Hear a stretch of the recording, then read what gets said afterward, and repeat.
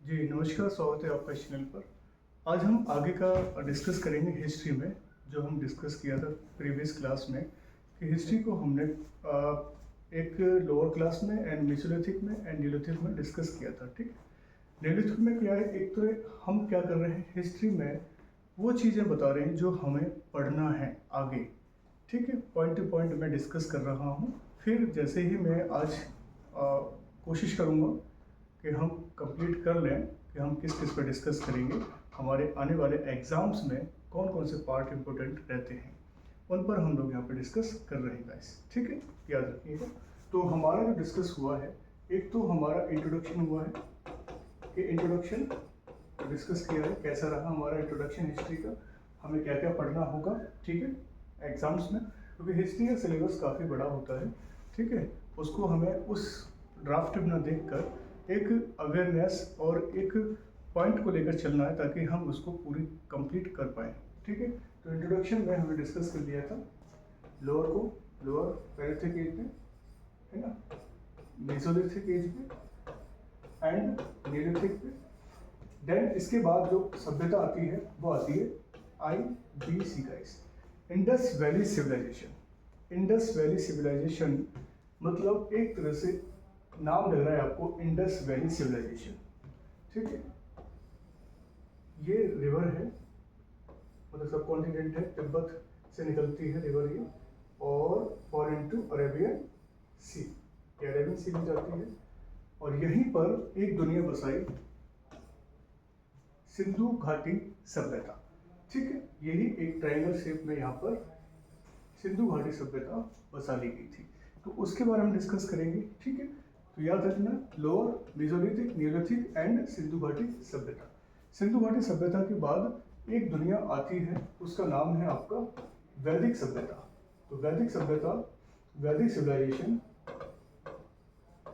आज के डेट में एक इम्पोर्टेंट टॉपिक बन गया है कि वैदिक सभ्यता क्या है और वैदिक सभ्यता को इतना फोकस क्यों किया जा रहा है। दो प्रकार का है, प्री वैदिक, लेटर वैदिक गाइस। ठीक है, प्री वैदिक और लेटर वैदिक। वैदिक कल्चर, जो वैदिक सिविलाइजेशन है, इसको हम पूरी तरह से 1500 BC से लेकर 1000 BC के बीच में पढ़ते हैं। सॉरी 600 BC के बीच में हम पढ़ते हैं टोटल वैदिक सिविलाइजेशन को। ठीक है, क्योंकि IBC के बाद वैदिक सिविलाइजेशन आती है, मतलब वेदों का ज्ञान की दुनिया होती है। और ये जो IBC थी वो मैंने आपको बताया प्रोटो हिस्ट्री की बात है, प्रोटो हिस्टोरिक की बात है, मतलब आद ऐतिहासिक की बात है, जहाँ साक्ष्य हमके सिर्फ रिटर्न के मिले थे लेकिन पढ़ नहीं पाए। लेकिन वैदिक सिविलाइजेशन में क्या होता है गाइस, वैदिक सिविलाइजेशन में लिखने के मिले और पढ़ने के भी साक्ष्य मिल जाते हैं। वैदिक सिविलाइजेशन में बहुत ही इंपॉर्टेंट एक चैप्टर है, याद रखना। ठीक है, जो प्री वैदिक में डिवाइड हुआ और लेटर वैदिक में डिवाइड हुआ। प्री वैदिक में हम लोग डिस्कस करते हैं 1500 BC से लेकर, ठीक है, 1000 BC तक के बीच में ये काल है। और ये 1000 BC से लेकर 600 BC के बीच में ये काल है। तो ये दो काल हैं जिसमें प्री वैदिक और लेटर वैदिक डिस्कस करेंगे गाइस। ठीक है, इसके बाद जब दुनिया आती है वैदिक कल्चर या वैदिक सिविलाइजेशन के बाद, याद रखना इसमें सब कुछ आता है, वेद, वेदांग, आरण्यक, उपनिषद, ब्राह्मण ग्रंथ, एपिक वगैरह सारी चीज़ें हम इसके बारे में डिस्कस करते हैं। यहाँ का कैरेक्टरिस्टिक कैसा था, यहाँ की कल्चर कैसी थी, यहाँ की कल्चर किस टाइप की थी, क्योंकि बहुत बड़े चैप्टर्स हैं ये, हम लोग इसको चैप्टर वाइज डिस्कस करेंगे। लेकिन अभी हम फिलहाल देख रहे हैं कि हमको क्या क्या पढ़ना है एग्जाम से रिलेटेड। ठीक है, उस पर हम लोग फोकस कर रहे हैं, कंटेंट के ऊपर ध्यान दे रहे हैं। तो IBC के बाद वैदिक सिविलाइजेशन, वैदिक सिविलाइजेशन के बाद हम लोग गाइस जो डिस्कस करते हैं वो रहता है हमारा महाजनपद के बारे में। महाजनपद, ठीक है, महाजनपद यहाँ पर एक टॉपिक रहता है। 16 महाजनपद के बारे में हम लोग डिस्कस करते हैं कि महाजनपद क्यों बनाए गए थे, महाजनपद में विभिन्न महाजनपदों में कौन कौन राजा हुए थे, महाजनपद की कैपिटल्स क्या थी, वहाँ का एडमिनिस्ट्रेशन कैसा था, वहाँ के रूलर्स कैसे थे, वो हम यहाँ डिस्कस करते हैं। और सबसे जो स्ट्रॉन्ग पावरफुल महाजनपद आता है वो है मगध। मगध एक सुप्रीम महाजनपद उभर के सामने आता है, और मगध से ही पूरी तरह से पॉलिटिक्स जो है बदल जाती है हिस्ट्री की।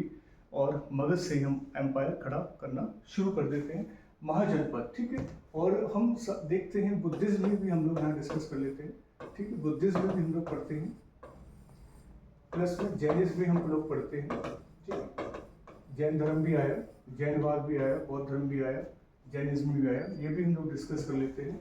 महाजनपद भी हम लोग डिस्कस करते हैं, ये बहुत इंपॉर्टेंट टॉपिक रहते हैं, ठीक है। बौद्ध धर्म में हम लोग बात करते हैं, महात्मा गौतम बुद्ध की बात करते हैं यहाँ पर, ठीक है, गौतम बुद्ध। एंड जैनिज्म में हम बात करते हैं महावीर स्वामी जी की, महावीर स्वामी जी। तो बहुत इंपॉर्टेंट टॉपिक है गाइस, याद रखना, हिस्ट्री के पॉइंट ऑफ व्यू से बहुत एक इंपॉर्टेंट टॉपिक है और काफ़ी लॉन्ग टॉपिक भी हैं ये, ठीक है। तो बुद्धिज्म, जैनिज्म, महाजनपद, ये एक साथ जब मैं क्लास में कराऊंगा तो आई थिंक आज या मतलब 2 दिन की क्लास में ही हो जाएगा टॉपिक, कौन सा, बुद्धिज्म, जैनिज्म एंड महाजनपद, ठीक है। तो इस तरह से हम सीक्वेंस में लेंगे। बुद्धिज्म में पहले बौद्ध धर्म आएगा, फिर जैन धर्म आएगा, उसके बाद महाजनपद आएगा, फिर महाजनपद के बाद हमारा मगध का उत्कर्ष आता है, प्रोग्रेस ऑफ मगध। तो प्रोग्रेस ऑफ मगध में सबसे पहले एक डायनेस्टी आती है, हर्रेक डायनेस्टी, हर्रेका डायनेस्टी गाइस, ठीक है। इंपोर्टेंट रहती है हर्रेक डायनेस्टी के, हर्रेक डायनेस्टी को हम पितृहत्या डायनेस्टी भी कह सकते हैं, ठीक है, जिसका फाउंडर बिंबिसार होता है, ठीक है। उसके बाद फिर इसका पुत्र आता है अजातशत्रु, फिर उदयन आता है, इस तरह से ये जो है होता रहता है, आगे की फॉर्मेलिटी बढ़ती रहती है, ठीक है। इसके बाद डायनेस्टी आती है आपकी, नाग डायनेस्टी आती है, जो हमें पढ़ना है अभी फिलहाल उसी पर हम फोकस कर रहे हैं, ठीक है। डिटेल समझानेंगे बाद में। नाग डायनेस्टी के बाद गाइस नंदा डायनेस्टी आती है, नंदा डायनेस्टी के बाद हम लोग फोकस करेंगे मौर्य डायनेस्टी, ठीक है, जो एक इम्पोर्टेंट रहता है। मौर्य डायनेस्टी जो भी चल रहा है आज, साम्राज्य अशोका का ही चल रहा है, सम्राट अशोका, ठीक है, उसी को हम कॉपी किया है, तो मौर्य डायनेस्टी है, तो याद रखना। फिर शुंग डायनेस्टी, शुंगा डायनेस्टी, ठीक है, शुंग डायनेस्टी आती है। इसके बाद कर्ण डायनेस्टी पढ़ेंगे हम लोग, कन्वा डायनेस्टी है। फिर आप इंडो ग्रीक पढ़ेंगे, इंडो ग्रीक पढ़ेंगे गाइस, ठीक है। देन आप पढ़ेंगे, फिर आप सातवाहन पढ़ेंगे, मतलब ये तो हमें करना ही है एंशिएंट हिस्ट्री के अंदर, ये डायनेस्टी हमें सारी पढ़नी है, देखनी है, ठीक है। कोई भी डायनेस्टी ऐसी नहीं जो मैंने एक्स्ट्रा बताई है, ये वेरी सिलेक्टिव डायनेस्टी है जो हमारे हर एग्जाम में इम्पोर्टेंट रोल प्ले करता है। हम किसी भी डायनेस्टी को यहाँ पर स्किप नहीं कर पाएंगे क्योंकि वेरी वेरी इंपॉर्टेंट सारी डायनेस्टी है, ठीक है, याद रखना है इतने सारी डायनेस्टी। उसके बाद सातवाहन के बाद एक डायनेस्टी आती है हमारी कुषाण डायनेस्टी, कुषाण डायनेस्टी, ठीक है, कुषाण को भी हम लोग पढ़ते हैं। तो इस तरह से हम लोग क्या करते हैं, मॉडर्न पोस्ट मॉडर्न में आते हैं सारे ये जो पॉइंट है कहीं की किताबों में पोस्ट मॉडर्न दे रखा है, तो ये पोस्ट मॉडर्न भी कह सकते हैं, मौर्योत्तर के काल के बाद का है, मौर्य के बाद का काल है ये, क्योंकि मौर्य के बाद में ये वंश आते हैं और मौर्य से पहले ये 3 वंश आते हैं, मौर्य से पहले ये 3 वंश आते हैं और मौर्य डायनेस्टी ये है, ठीक है, क्लियर है। क्योंकि प्री मौर्य ये हो जाएगा एंड पोस्ट मौर्य ये आ जाएगा, या मौर्य के बाद की कहानी या मौर्य के बाद कौन सा वंश आया ऐसे याद कर सकते हैं, मौर्य से पहले कौन से वंश थे ऐसे आप रिमाइंड कर सकते हैं। हिस्ट्री को पहले कैटलॉग में आप माइंड में फिट करें, पढ़ना क्या है, क्या काम करना है, कैसे करना है, ओवरऑल पढ़ाना शुरू कर दो, थ्योरी पढ़ाना शुरू कर दो, रट्टा मारना शुरू कर दो। अभी मैं यहाँ पर पीपीटी खोल सकता हूँ और आपको पढ़ा सकता हूँ line by line, maximum YouTuber पढ़ा रहे हैं, बस किताब खोल ली, एनसीईआरटी खोल दी और वो आपको बस लाइन बाय लाइन वाइज पढ़ा रहे हैं और वही एक्सप्लेन कर रहे हैं। प्लीज़ उस चीज़ से बचना सीखो, क्योंकि मैं ये नहीं कह रहा पढ़ो मत, पढ़ो लेकिन पहले ये देख लो कि हमें हिस्ट्री में पढ़ना क्या है, क्या क्या टॉपिक हमें कवर करने हैं, उन टॉपिकों में कितना टाइम लगेगा, कौन सा टॉपिक कितने घंटे में ख़त्म होगा, क्लियर होगा, कैसे नोट्स बनेंगे। ओवरऑल मैं यहाँ सामग्री प्रेजेंट कर दूँ और मैं सारा डिस्कस कर दूँ एक साथ सारी चीज़ें, तो दिमाग में खिचड़ी पक जाएगी आपकी, ठीक है। तो स्लोली हम पढ़ सकते हैं। मैं भी पीपीटी के थ्रू अभी यहाँ खोल कर ब्राउज़र पे जाकर पीपीटी खोल कर आपको डिस्कस कर सकता हूँ, लेकिन नहीं करना चाहता क्योंकि मेरे पास जो कंटेंट है मेरा खुद का रहेगा और मैं यहाँ पढ़ाऊँगा, मैं यहाँ पर एनसीईआरटी को भी कवर करूँगा, ऐसी बात नहीं है, लेकिन बाद में कवर करूँगा जब मैं थोड़ा आपको बता दूंगा कि हमें पढ़ना क्या है, क्या क्या छोड़ना है इस चीज़ में, क्लियर गाइस। तो ये हमारा क्लियर है, यहाँ तक पढ़ना है। उसके बाद आपको गुप्ता एरा पढ़ना है, ठीक है, मैं और फास्ट कर देता हूँ, गुप्ता एरा पढ़ना है। फिर उसके बाद पोस्ट गुप्ता पढ़ना है, पोस्ट गुप्ता पढ़ना है, मतलब गुप्ता के बाद का काल पढ़ना है, याद रखना है। गुप्तोत्तर के बाद का काल, जैसे भी मौर्य काल पढ़ा, मौर्य काल के बाद का काल पढ़ा, ऐसे ही यहाँ वर्ष आएंगे गुप्ता एरा, फिर पोस्ट गुप्ता, देन फिर आपका आएगा क्या, प्री मेडिवल। प्री मेडिवल जब हम लोग डिस्कस करेंगे प्री मेडिवल कहाँ से कहाँ तक हम लोग डिस्कस करते हैं, कहाँ से पढ़ना शुरू कर देते हैं। तो प्री मेडिवल का देखा जाए मोहम्मद बिन कासिम से शुरू करते हैं। मोहम्मद बिन कासिम के बाद आता है अनक्तगीन आता है आपका, ठीक है, याद रखना अनक्तगीन आ जाएगा। देन फिर आपका सुबुक्तगीन आ जाएगा, सुबुक्तगीन आ जाएगा गाइस, याद रखना। और सुबुक्तगीन के बाद आप पढ़ते हैं महमूद गजनवी। महमूद गजनवी, आपने इसका नाम तो सुना होगा, है ना, महमूद गजनवी, ठीक है। ये हम लोग प्री मेडिवल में पढ़ते हैं, मोहम्मद कासिम, अनक्तगीन, सुबुक्तगीन एंड महमूद गजनवी। ये सब क्या है, हिस्टोरिक एरा के बारे में। पोस्ट जो प्रोटो हिस्टोरिक था वो आईबीसी तक सीमित रहा, याद रखना। इंडस वैली सिविलाइजेशन एग्जाम्पल था प्रोटो हिस्ट्री का। लेकिन हम जो आगे पढ़ रहे हैं प्री मेडिवल जो है वो मोहम्मद बिन तुगलक पढ़ते हैं, अनक्तगीन पढ़ेंगे, सुबुक्तगीन, महमूद गजनवी, याद रखना है, ठीक है। और फिर आपका शुरू हो जाता है दिल्ली सल्तनत। दिल्ली सल्तनत, क्लियर गाइस। सारी चीजें हम लोग शुरुआत से देख रहे हैं, क्या क्या हमें रिवाइज करना है, क्या क्या पढ़ना है। तो दिल्ली सल्तनत में हम लोग पहले डिस्कस कर लेते हैं क्या करेंगे, क्योंकि दिल्ली सल्तनत का बहुत बड़ा टॉपिक है। 1206 से लेकर 1526 तक हम लोग डिस्कस करते हैं दिल्ली सल्तनत का, याद रखना, ठीक है। कितना, 1206 से लेकर, यहाँ पर डिस्कस करते हैं 1206 से लेकर 1526 तक डिस्कस करते हैं। 1206 में, ठीक है, कौन आता है आपका, कुतुबुद्दीन ऐबक, कुतुबुद्दीन ऐबक आएगा, ठीक है। ये सारे नाम नहीं लिख रहा, या लिख देता हूँ, आपको याद रहेंगे थोड़ा बहुत। कुतुबुद्दीन ऐबक गाइस, उसके बाद आप आरम शाह देख सकते हैं, आरम शाह हम पढ़ सकते हैं इस काल में। किस काल में, दिल्ली सल्तनत में आरम शाह आएगा। देन फिर आप इल्तुतमिश पढ़ सकते हैं, इल्तुतमिश के बारे में डिस्कस करेंगे हम लोग, ठीक है। फिर आप बहराम शाह बैठता है 2-3 महीने के लिए, ठीक है। बहराम शाह के बारे में थोड़ा बहुत पॉइंट जहाँ बताने हम बता देंगे। देन फिर रजिया सुल्ताना, रजिया सुल्ताना, रजिया सुल्ताना, ठीक है, जो एक फर्स्ट मुस्लिम रूलर होती है देश की। रजिया सुल्ताना के बाद फिर रुकनुद्दीन, रुकनुद्दीन, फिरोज शाह आता है, फिरोज शाह, ठीक है। फिर आपका महमूद शाह, महमूद शाह, इस पर हम डिस्कस करेंगे, ठीक है गाइस। महमूद शाह का एक वजीर होता है बलबन, बलबन, ठीक है। तो बलबन का जो टाइम हो गया वो कहाँ तक रह गया, 1286 तक रह गया, याद रखना। बलबन के बाद क्या आता है, बुगरा खान, कैकूबाद, ठीक है, याद रखना है, क्लियर गाइस। तो ये तो मैंने बताया 1286 तक। आगे देखिए, ठीक है, आप इसको नोटिस कर सकते हैं, नोट कर सकते हैं, देख सकते हैं, लिख भी सकते हैं पॉइंट को, मैं इसको हटाता हूँ, ठीक है।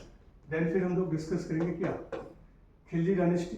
ये तो हमारा क्या था, एक स्लेव डायनेस्टी के रूलर थे, जो अभी डिस्कस किया था, दिल्ली सल्तनत में डिस्कस हुआ था। पहली दिल्ली सल्तनत में स्लेव डायनेस्टी, जो अभी रूलर देखें वो सारे स्लेव डायनेस्टी के रूलर थे, याद रखना है, ठीक है। अब सेकंड आएंगे Khilji dynasty, Khilji dynasty, Khilji dynasty. Khilji dynasty में हम लोग क्या करते हैं, जलालुद्दीन खिलजी के बारे में पढ़ते हैं गाइस, याद रखना। देन फिर हम लोग अलाउद्दीन खिलजी के बारे में पढ़ेंगे, फिर मुबारक शाह खिलजी के बारे में पढ़ेंगे। जो हमें पढ़ना है वो हम यहाँ पर डिस्कस कर रहे हैं, ठीक है। इनका एडमिनिस्ट्रेशन कैसा था, इन सब का जितना भी है, इनकी पॉलिसी क्या थी, है ना, इनके आर्ट एंड कल्चर क्या था, टेम्पल्स कैसे थे, है ना, इनका रूलिंग पॉलिसी क्या थी, है ना, सब कुछ हम यहाँ पर देखेंगे इनका, जेके एके और मुबारक शाह खिलजी के बारे में। थर्ड पॉइंट रहता है आपका तुगलक डायनेस्टी, तुगलक डायनेस्टी के बारे में डिस्कस करते हैं। ये दिल्ली सल्तनत की डायनेस्टी है, याद रखना है, ठीक है। यहाँ पर पहले आपका आएगा गयासुद्दीन तुगलक, ठीक है, गयासुद्दीन तुगलक के बारे में डिस्कस करेंगे। फिर आप पढ़ेंगे फिरोज शाह तुगलक, FST के बारे में, ठीक है, और सॉरी मोहम्मद बिन तुगलक। अब यहाँ हटा सकते हैं इसको, एरर हटा सकते हैं ऐसे करके, यहाँ पे लिख सकते हैं आप क्या, मोहम्मद बिन तुगलक, मोहम्मद बिन तुगलक डिस्कस कर सकते हैं। देन फिर आप FST कर सकते हैं, फिरोज शाह तुगलक कर सकते हैं, ठीक है। और गयासुद्दीन तुगलक, मोहम्मद बिन तुगलक और फिरोज शाह तुगलक हम लोग डिस्कस करेंगे किसमें, तुगलक डायनेस्टी में। नेक्स्ट सैयद डायनेस्टी पढ़ते हैं हम लोग, ऐसे तो बहुत सारे हो जाएंगे, मैं डायरेक्ट बता दूं क्या क्या पढ़ना है। सैयद डायनेस्टी, खिजर खां के बारे में पढ़ना है, मुबारक खां के बारे में पढ़ना है, ठीक है। सैयद डायनेस्टी के बाद लास्ट आती है बहलोल डायनेस्टी। बहलोल डायनेस्टी यहाँ पर हम लोग डिस्कस करेंगे बहलोल डायनेस्टी के बारे में। याद रखना दिल्ली सल्तनत की जो लास्ट डायनेस्टी है वो बहलोल डायनेस्टी है, जो कब तक चलती है, अराउंड 1526 तक चलती है। फिर यहाँ इसके बाद जो आता है, क्योंकि बहलोल जो है इब्राहिम लोदी एक लास्ट रूलर होता है, इब्राहिम लोदी, इसके बारे में हम आपको बताएंगे, ठीक है। सारी कंसेप्ट बताएंगे, हम बस उस पर चर्चा कर रहे हैं कि हम लोग हिस्ट्री में क्या क्या डिस्कस करेंगे, क्या क्या पढ़ेंगे, ये हमारे लिए ज़रूरी है। जो हिस्ट्री के बच्चे हैं और जिनका हिस्ट्री पेपर में आता है या कॉलेज में या ह्यूमैनिटीज़ 10th 11th 12th में या अदर कंपटीशन में, उनके लिए वेरी वेरी इंपॉर्टेंट रहेगा। हिस्ट्री को समझना पहले ज़रूरी है, ठीक है। इब्राहिम लोदी लास्ट रूलर होता है जो बाबर हरा देता है। फिर मुगल सल्तनत आती है गाइस, मुगल सल्तनत, ठीक है।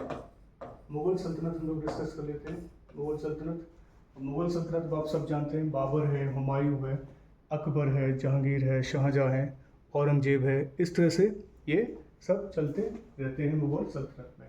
कई सारे रूलर्स होते हैं, ठीक है, मुगल सल्तनत में। देन लेटर मुगल सल्तनत थोड़ा मैं बता देता हूँ, आपको सबको पता है बाबर है ना, हुमायूं है, अकबर है, सॉरी जहांगीर है, शाहजहाँ है, औरंगजेब है। ये तो एक्टिव क्या है मुगल सल्तनत, मतलब योग्य वर्दी रूलर्स हैं, सारे के सारे योग्य लीडर्स हैं, बादशाह हैं। फिर आता है लेटर मुगल बादशाह, इनकी कहानी होती है, ठीक है। यहाँ से लेटर का मतलब हो गया कि यहाँ से डिक्लाइन शुरू हो जाता है, ठीक है, मुगल सल्तनत का। तो यहाँ पे हम लोग डिस्कस करेंगे बहादुर शाह, सॉरी फर्स्ट पढ़ेंगे। देन जहांदार शाह के बारे में देखेंगे, फिर फर्रुख शेर के बारे में देखेंगे गाइस, फर्रुख सियार के बारे में डिस्कस करेंगे, ठीक है। काफ़ी मतलब बड़ा है, कितने भी आप रूलर्स याद रखो, उनकी सारी ये चीज़ें याद करने की नहीं है, ये चीज़ें रिवाइज की हैं, जितना आप पढ़ोगे उतनी सारी चीज़ें दिमाग में रहेंगी। हिस्ट्री नहीं, कोई भी सब्जेक्ट आप पढ़ना चाहते हो दिलो दिमाग से, वो अपना दिमाग में अपने आप नोट हो जाता है, सीरियसली पढ़ना चाहेंगे तो आप, ठीक है ना। तो लेटर मुगल बादशाह बहादुर शाह फर्स्ट पढ़ेंगे, जहांदार शाह पढ़ेंगे, फर्रुख शेर पढ़ेंगे, बहुत सारे रूल्स आते हैं, मैं एंडिंग कर देता हूँ, ठीक है, बीच में बहुत सारे आते हैं, ठीक है। देन आप क्या पढ़ेंगे यहाँ पर, अकबर सेकंड पढ़ेंगे। देन लास्ट है बहादुर शाह जफर सेकंड पढ़ेंगे, ठीक है। और भी आते हैं, जैसे मैं यहाँ आलमगीर सेकंड स्किप कर दिए थे, क्योंकि क्या जल्दी थोड़ा हो जाएगा ना, लेट हो जाएंगे। शाह आलम आ जाएगा, ये सीक्वेंस है, तो इस सीक्वेंस से भी क्वेश्चन आपके ऐसे हल हो जाएंगे। ऐसे नहीं कि मैं वैसे ही पढ़ा रहा हूँ, इतना टाइम मैं आपको दे रहा हूँ यहाँ पर, ठीक है। मेरा मकसद है कि आपको हिस्ट्री समझ में आना चाहिए। बहुत सारे बच्चे कहते हैं कैसे याद होगा, तो हिस्ट्री को पूरा ब्रीफ में जान लो क्या क्या पढ़ना है, ठीक है। इसके बाद हम लोग शुरुआत कर लेते हैं, क्योंकि आपको पता है मॉडर्न हिस्ट्री शुरू हो जाती है, मेडिवल तो हमारा खत्म हो गया है ना, pre medieval and medieval India, वो हमने अभी डिस्कस किया है। मॉडर्न हिस्ट्री तो हमारी कहाँ शुरू हो जाती है, जब डिक्लाइन होता है। किसका डिक्लाइन होता है? डिक्लाइन ऑफ मुगल एम्पायर, यही से शुरुआत हो जाती है गाइस, ठीक है। मुगल का अंत से ही हमारी शुरुआत होती है, किसकी? मॉडर्न हिस्ट्री की शुरुआत हो जाती है। यहाँ पर हमारे मराठा आ जाते हैं, हम मराठा के बारे में बात करते हैं यहाँ पर, ठीक है। मराठा के बारे में डिस्कस करेंगे, निजाम के बारे में डिस्कस करेंगे हम लोग, निजाम आ जाते हैं, ठीक है। मराठा है, निज़ाम है, इनके बारे में डिस्कस करेंगे, है ना। एंग्लो वार है, हर किसी के बीच में होता है एंग्लो वार, मैं यहाँ डिस्कस कर, जैसे मराठे के बीच में होते हैं एंग्लो वार, ठीक है। सिख होते हैं, सिख के बीच में होते हैं, अफगान होते हैं, अफगान के बीच में होते हैं, नेपाल के बीच में होते हैं, क्लियर। ये एंग्लो वार है, मतलब अंग्रेजों के बीच में ये सब फाइट होती है, लड़ते हैं, ठीक है। मराठा एंग्लो वार हो जाता है ना। मराठा लिख दिया, सिख हो गया, इधर अफगान हो गया, नेपाल हो गया, ये सब फाइट करते हैं अंग्रेजों से। जो झुक गया वो झुक गया, ठीक है। जो नहीं झुका उसकी गर्दन कट जाती थी। बहुत मार काट हुई इतिहास में, सब ब्लड में सने हुए पन्ने हमारे इतिहास के। जहाँ देखो धोखाधड़ी, जहाँ देखो विश्वासघात। जो भी अपनी डोमिनेंस पावर इस्टेब्लिश करना चाहता है वो धोखे से करना चाह रहा है। चाहे 1857 का रिवॉल्ट ले लीजिए आप, बहुत बहुत ज़्यादा गंभीर सिचुएशन हमारे इंडिया में क्रिएट होती है गाइस, ठीक है। देन फिर हम लोग धीरे धीरे आगे जब ये सब हो जाता है तो कुछ जब ब्रिटिश आ जाते हैं तो ईस्ट इंडिया कंपनी के बारे में तो आप सब जानते हैं। ईस्ट इंडिया कंपनी इंपॉर्टेंट रहती है। ईस्ट इंडिया कंपनी, ठीक है, ये एक डोमिनेंस करती है हमारे इंडिया के ऊपर। कैसे करती है ये सब हम लोग डिस्कस करेंगे, ठीक है। डिक्लाइन ऑफ मुगल एम्पायर, ठीक है। और इसके साथ हम बात करें तो arrival of European company, arrival of European company भी डिस्कस हम लोग करते हैं। जहाँ पर सबसे पहले कौन आते हैं? पोर्टुगीज आते हैं, फिर डच आते हैं, फिर ब्रिटिशर्स आते हैं, फिर आपके डेनिश आएंगे, देन फ्रेंच आएंगे। याद रखना, पोर्टुगीज है, डच है, ब्रिटिशर्स है, डेनिश है एंड फ्रेंच।